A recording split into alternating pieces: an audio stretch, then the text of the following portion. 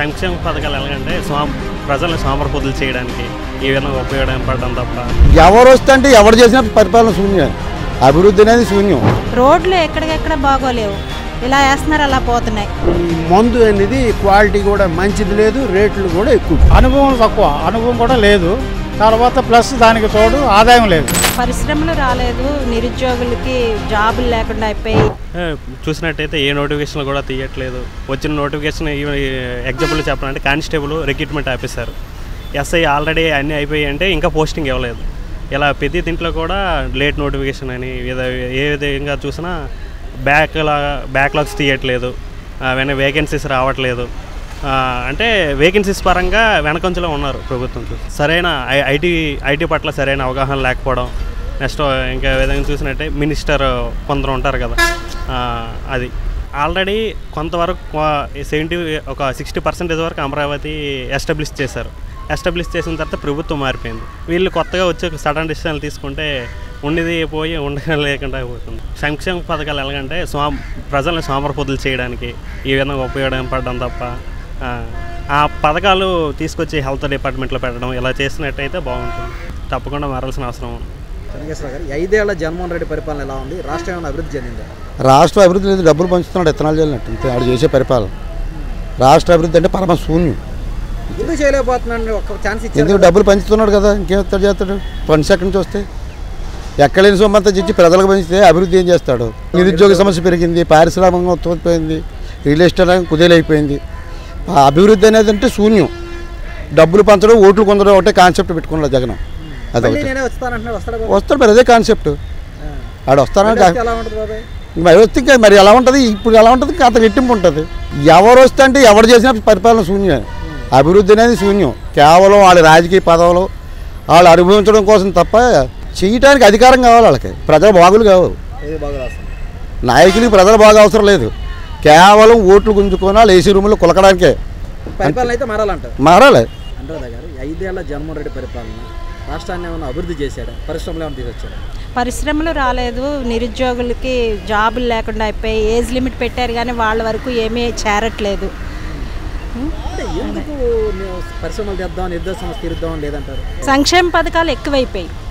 సంక్షేమ పథకాలు ఇప్పుడు ఎవరు వాళ్ళు ఇస్తున్నారు, ప్రజలకు ఇస్తున్నారు, కానీ వాళ్ళకి ఎంతవరకు అది సంవత్సరానికి ఒకసారి ఇస్తున్నారంటే తీసుకున్న వాళ్ళు ఏముంది, ఊరికనే డబ్బులు వస్తున్నాయి తీసుకుంటున్నారు. దాంతో వాళ్ళకి జీవితం వెళ్ళట్లేదు. పర్మనెంట్ సొల్యూషన్ అనేది చూడట్లేదు.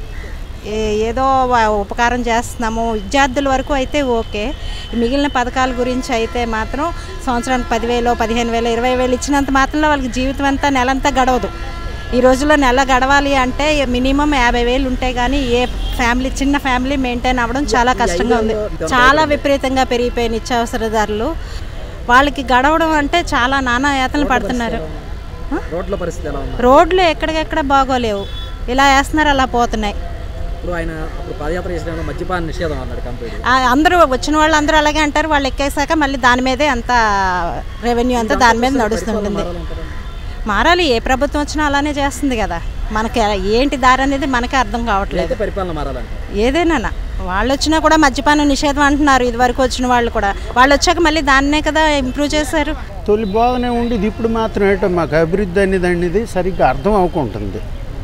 అప్పుడులోనే ఇక్కడ మేము వచ్చేటప్పుడు ఫెసిలిటీ కానీ ఏదైనా ఎక్కువగా ఉండేది, ఇప్పుడు గుర్తింపు కొంచెం తక్కువే అనిపిస్తుంది. రాష్ట్రం అంతా అంటే మోడీ గారు చేసినవి కొన్ని చేసేవి అన్నీ బాగున్నాయి. జగన్మోహన్ రెడ్డిది పెద్దగా చాలామందికి అనుకుంటున్నది కూడాను అంత పరిపాలన బాగోలేదు అన్నట్లు అనుకోవడం మాత్రం జరుగుతుంది చాలా చోట్ల అంటున్నారు. కానీ సంక్షేమ పథకాలు ఇస్తున్నాడు, మందు ఇవన్నీ ఇలాంటి కొన్ని విషయాల్లోనే రోడ్లలో కానీ ఇవన్నీ తక్కువ అనేసి వినడం జరిగింది. మరి మందు అనేది క్వాలిటీ కూడా మంచిది లేదు, రేట్లు కూడా ఎక్కువ పెట్టి ఆరోగ్యం పాడవుతుంది. అంతైతే అనిపించడం లేదు. మళ్ళీ వస్తాడంటారా? అది కొంచెం డౌటే వస్తుంది. ఎవరు వస్తే బాగుంటుంది? మళ్ళీ చంద్రబాబు నాయుడికే ఇక్కడ మాట వస్తుంది ఎక్కువ. చంద్రబాబు వస్తే బాగుంటుంది. అతని పరిపాలనలో తేడా ఉంది. అందరికీ పట్టించుకునే వ్యక్తి అతను. ఇతనేటి 1 ఇచ్చి 10 రకాలు అందరి దగ్గర తీసుకుంటున్నాడు అనేసి చెప్తున్నారు ప్రజలు. చంద్రబాబు వస్తే బాగుంటుంది. 5 ఏళ్లలో సంక్షేమం కనబడుతుంది కానీ అభివృద్ధి కనపడలేదు. అభివృద్ధి కూడా ఉంటే కొంతవరకు బాగానే ఉంటుంది. పరిశ్రమ తేవటానికి అభివృద్ధి చేయడానికి ఎందువల్లంటే నిధులు లేవు మన రాష్ట్రానికి. మెయిన్ అక్కడి నుంచి విడిపోయిన తర్వాత, ఉమ్మడి రాష్ట్రం నుంచి విడిపోయిన తర్వాత మన ఆంధ్ర రాష్ట్రానికి సరైన ఆర్థిక వనరులు లేవు. ఆర్థిక వనరులు లేకపోవడం వల్ల ఎంత చేసినా సంక్షేమానికి మన సెంట్రల్ గవర్నమెంట్ నుంచి తెచ్చుకోవడమో లేకపోతే బ్యాంకుల్లోంచి లోన్ తెచ్చుకోవడమో అది చేసి సంక్షేమే చేయటానికి అవుతుంది. కానీ ఇది లేదు, ఇది లేకుండా పోయింది.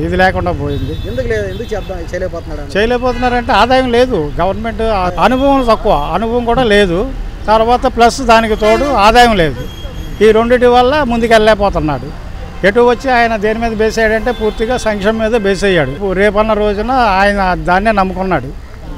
సంక్షేమం వల్ల నేను ఏమన్నా మళ్ళీ గెలవగలగాలి అనేది. అంతేగాని అభివృద్ధి అంటే ఓటింగ్ లేదు. ఆదాయం ఉంటేనే ఏదైనా చేయగలుగుతారు. ఆదాయం లేని కాడికి ఏం చేయగలుగుతారు చెప్పడానికి అవకాశం లేదు. పరిపాలన మారాలి చాలా వరకు. అనుభవం ఉన్న వ్యక్తికి మరి ఇవ్వాలా. అనుభవం ఉన్న వ్యక్తి మరి అనుభవం ఉన్నది ఆయన ఒకడే, చంద్రబాబు నాయుడే. వాళ్ళ రేపు పొద్దున జనసేన నాయకుడు వచ్చినా చేయటానికి ఏముండదు. చంద్రబాబు నాయుడే రావాలి. మరి మన ఆంధ్ర రాష్ట్రం ఏదైనా అభివృద్ధి జరగాలంటే అనుభవం ఉన్న నాయకుడు కావాలి. అనుభవం ఉన్న నాయకుడు వస్తే కొంతవరకు నడిపించగలుగుతాడు. పూర్తిగా లేకపోయినా ఆయన అప్పులు చేయాలా. కాకపోతే అనుభవం ఉంది కాబట్టి డెవలప్మెంట్ ఏ రకంగా చేయాలా, ఆదాయాన్ని ఎలా పెంచుకోవాలా అనేది ఆయనకి బాగా అనుభవం లేకుండా పోయింది. మరి చంద్రబాబు నాయుడు ఏమన్నా రాగలిగితే దాన్ని డెవలప్ చేయడానికి అవకాశం ఉంటుంది. ఏది మన అమరావతిని.